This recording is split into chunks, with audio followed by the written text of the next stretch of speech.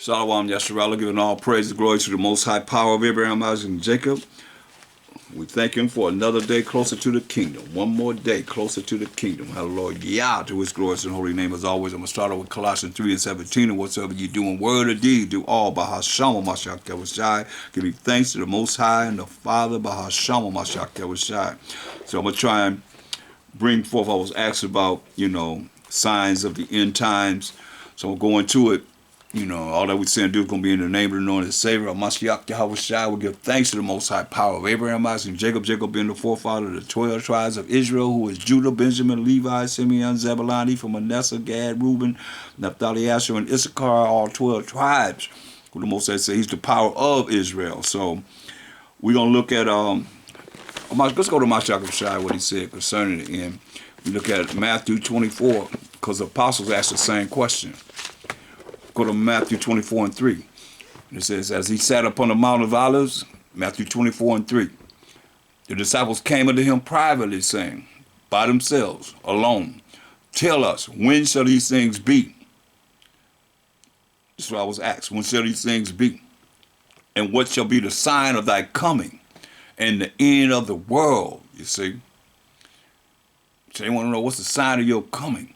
And when he come, when you read Revelation 19:11, when he come, I don't know what people think, but Revelation 19:11 says, hey, and I saw heaven open. John the Revelator seeing the Most High opened up the fourth dimension for him to see. And behold, a white horse, that's pure righteous power. And he that sat upon it was called faithful and true. That's a Mashiach Yahushua, faithful and true to the truth. And in righteousness, we know is keeping the law, statutes, commandments of the Most High. That's Deuteronomy 6:25. Right quick, go to the law. So write it down. In righteousness. So how is he going to come back to judge this world? In righteousness. What's righteousness? And this shall be our righteousness. Deuteronomy 6:25. If we observe to do all these commandments before the Most High, our power, as he hath commanded us, right?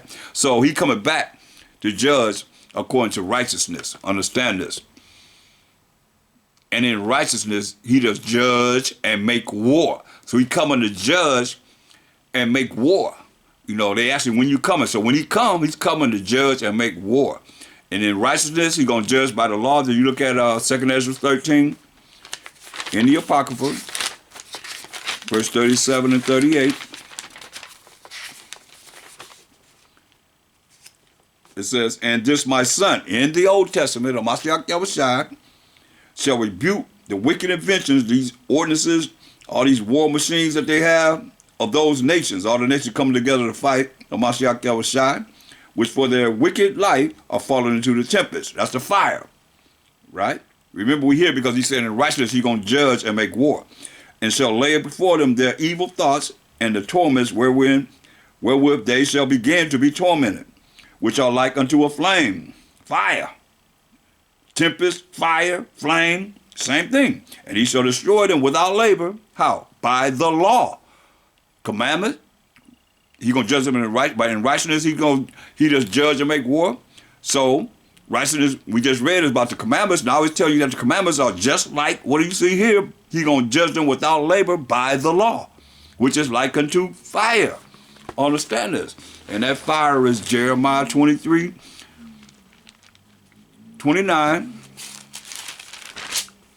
Is not my word like as a fire?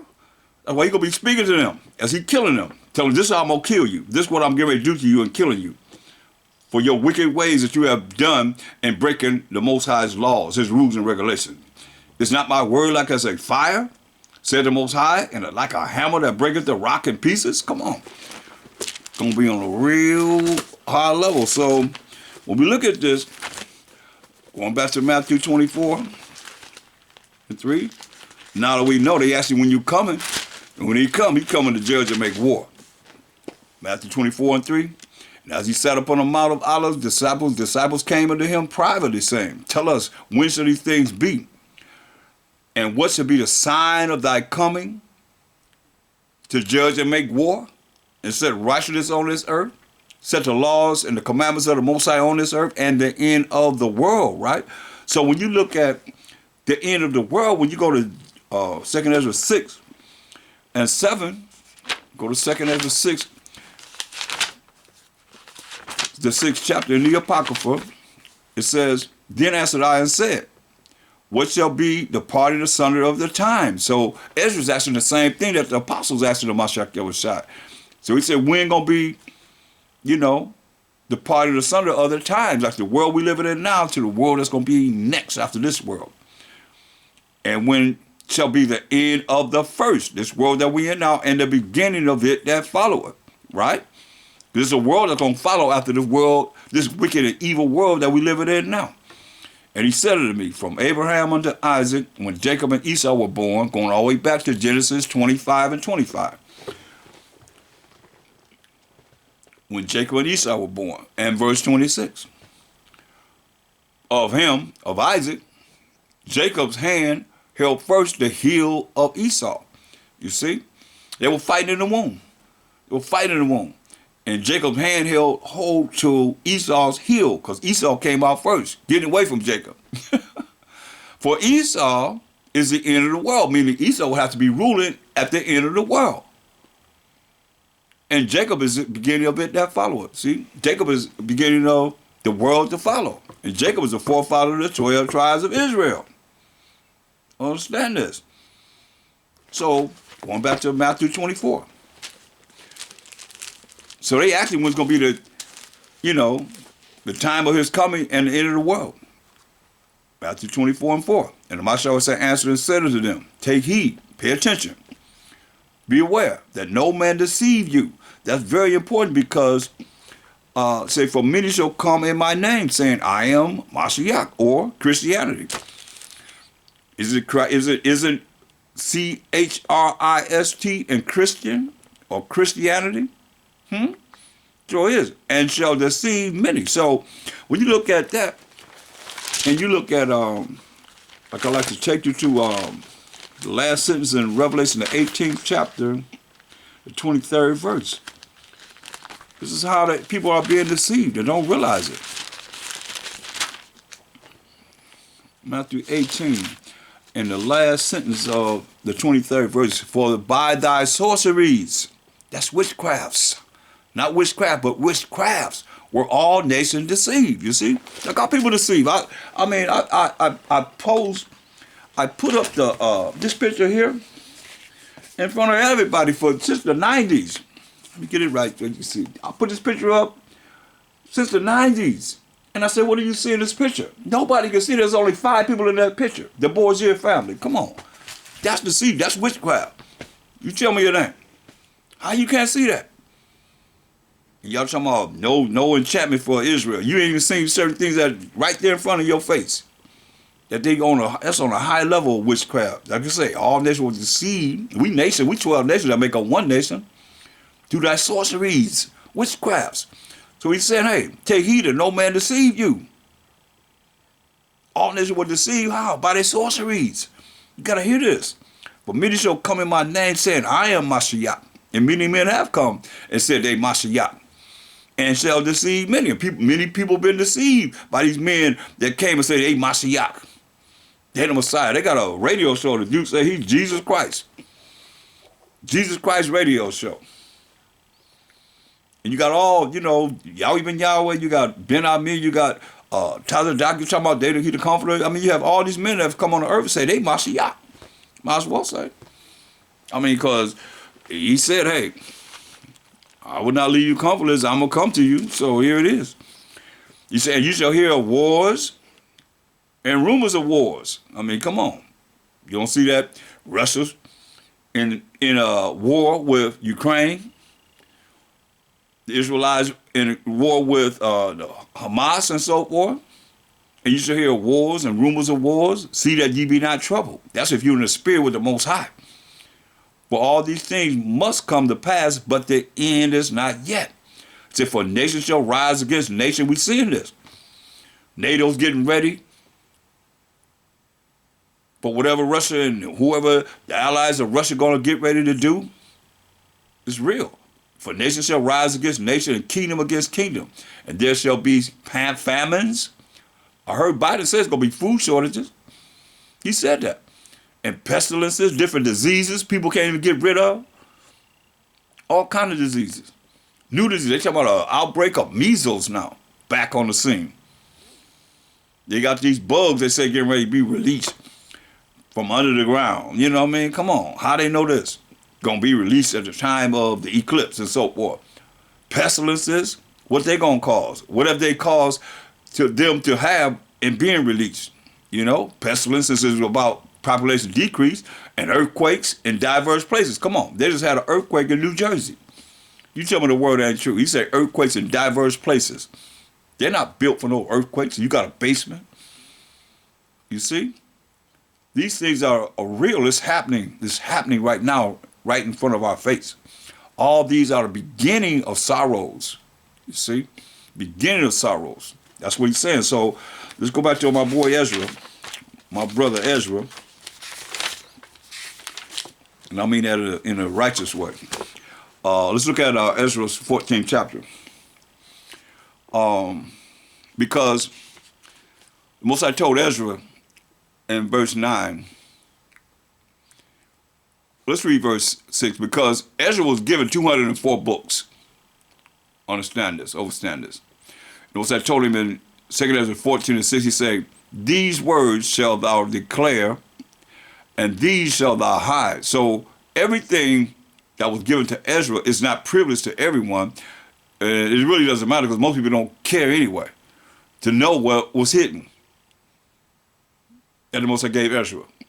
He said, don't give this to the normal people and give this to the wise. And now I say unto thee, that thou lay up in thy heart, in your mind, the signs that I have showed, and the dreams that thou hast seen, and the interpretations which thou hast heard through the angel Uriel. Like I just did a lesson about the angels. The angels are the one that speak to us. The Holy Spirit, holy angel. The holy angel of Uriel spoke to Ezra. Let me get that for you. In verse 2 Ezra 4 and 1. And the angel that was sent unto me, whose name was Uriel, gave me an answer. You see? So he's talking to the angels like Moses was talking to the angel when you go to Exodus 3 and 2 and so forth and so on. It says in 2 Ezra 14 and 8, it says that thou lay up in thine heart, which is his mind, his thoughts, the signs that I have showed, and the dreams that thou hast seen, and the interpretation which thou hast heard. Say, but thou shalt be taken away from all. Listen at this very closely, because Most High is telling Ezra he's going to die. And from henceforth, from here on in, thou shalt remain with my son, and with such as be like thee, until the times be ended. That's what we're talking about. The end of days, right? But Ezra didn't understand. That's why I say this is written for us, because when you look at certain times in Ezra receiving all these different prophecies, Ezra was like, look at one as we go into this, you're going to see, this is what Ezra said in 2 Ezra 16, because he just said you're going to remain with his son, Hamashiach Yahushua, but look what Ezra said in 2 Ezra 16. By the time you go to 14 and 15, and you in chapter 16, he's like hearing all that's going to happen. And to show you this is pertaining to reincarnation too, or regeneration, he said, this is what he said. With all the different things that are going to be happening in the end times, he said in 2 Ezra 16 and verse 17, he said, woe is me, destruction is me. Woe is me, destruction is to me. He said, who will deliver me in those days? But he was told in 2 Ezra 14 and 9, but thou shalt be taken away from all. You're going to die, Ezra. And from henceforth, from here on in, thou shalt remain with my son. You're going to remain with Hamashiach Yahushua. And with such as be like thee, those that be like Ezra, until the times be ended. You see? Like Daniel didn't have to come back here. Some prophets didn't have to come back here. When you look at it, when the Most High tells us about men that's coming back, Abraham, Isaac, and Jacob, our forefathers, Daniel and Ezra's not mentioned there because Most High told him in Daniel 12 and 13, he said, but go thy way, talking to Daniel, till the end be. We talking about the end of the world, right? But thou shalt rest, see? and stand in thy lot at the end of the days. He going to come back here. So going back to Ezra 14, he told us, he said, hey, but thou shalt be taken away from all, this is verse 9, and from henceforth, here on in, thou shalt remain with my son in the Old Testament. This is my Jacob shot in the Old Testament. And with such as be like thee. So we got to look at those as being like Ezra until the times be ended. So 2nd Ezra, the 8th chapter, and verse 51.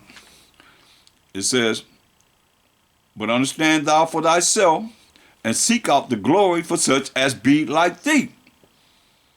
You see? So the Most High said for Ezra to seek out those that's like him. How was it? Verse 48. And this also thou art marvelous before the Most High, in that thou hast humbled thyself. That's very important. Which is no pride in this at all. As it becometh thee, and hast not judged thyself worthy to be much glorified among the righteous. You hear this? He didn't glorify himself to be much among the righteous. He didn't think because he got 204 books, who you know the Most High allowed Uriel to come and give that much information to. He just said, get us to the wise, don't even get us to everyone. You know? People are even inquiring about the books that are missing here. They could care less.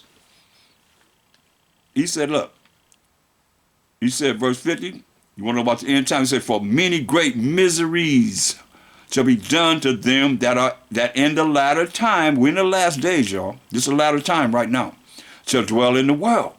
Why? Because they have walked in great pride. So I don't want these great miseries. You? That's why you can't be prideful. And somebody asked me yesterday about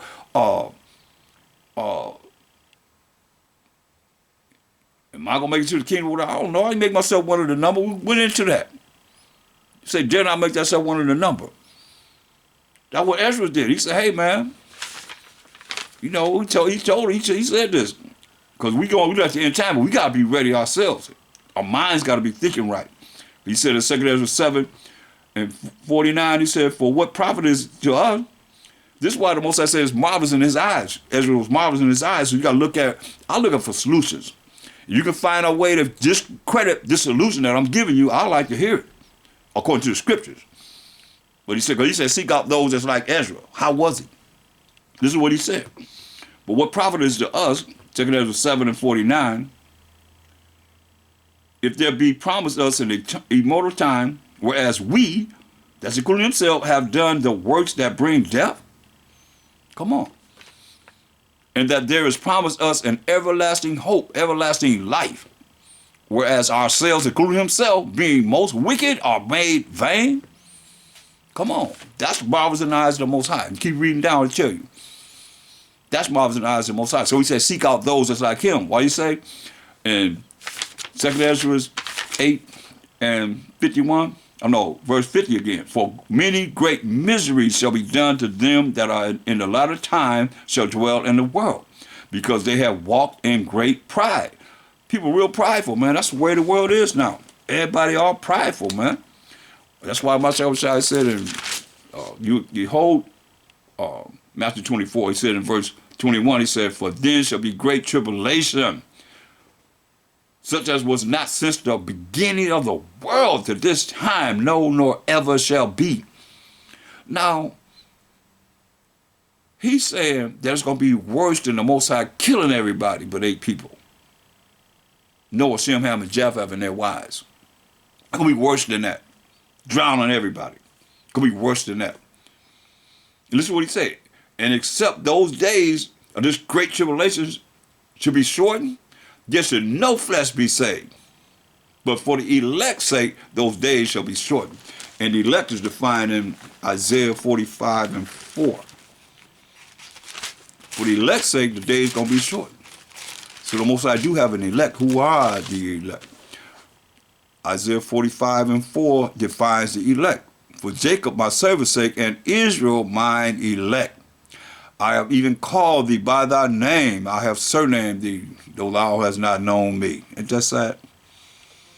And we talking about we know the Most High. He said, you don't know the Most High. That's why I ask people, okay, you don't talk about him, and you can't go in this Bible and just show me him. If you can't really go in this Bible and have a breakdown of just the Most High, I ain't talking about what the Most High tell us. I'm talking about just him.